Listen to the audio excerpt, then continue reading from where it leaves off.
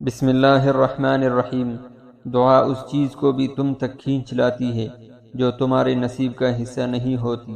معجزے یقین کے دھاگے پر ٹکے ہوتے ہیں۔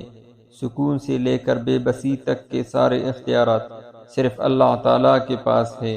ایسا نہیں ہے کہ لکھا ہوا نصیب بدل نہیں سکتا۔ ایسا نہیں ہے کہ جو چھن گیا ہے وہ اب واپس نہیں مل سکتا۔ جو چیز اللہ تعالیٰ نے تمہارے لیے لکھ دی ہے، اگر 7 زمینوں اور 7 آسمانوں میں رہنے والے ہر شے ایڑی چوٹی کا زور بھی لگا لے تب بھی تمہاری اور اس کی راہ میں رکاوٹ نہیں بن سکتی۔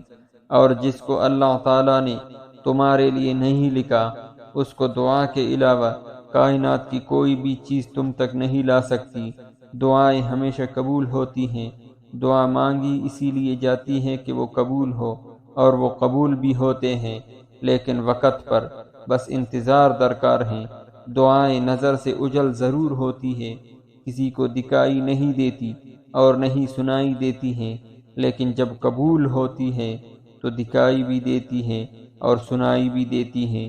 دعا صبر مانگتی ہے، انتظار مانگتی ہے۔ جب ہر چیز کے ہونے یا نہ ہونے میں وقت لگتا ہے پھر دعا کیوں نہیں؟ یہی تو بات ہے۔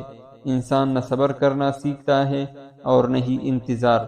ضروری تو نہیں کہ ہر دعا مانگنے کے ساتھ ہی قبول ہو۔ دعا اڑتے ہوئے پرندوں کی طرح ہوتے ہیں جو ایک نہ ایک دن منزل تک پہنچ جاتی ہے۔ جب پہنچ جاتی ہے تو قبول ہونے میں شک کیسا؟ میرا کام تو مانگنا، دینا تو اللہ تبارک و تعالیٰ کا کام ہے۔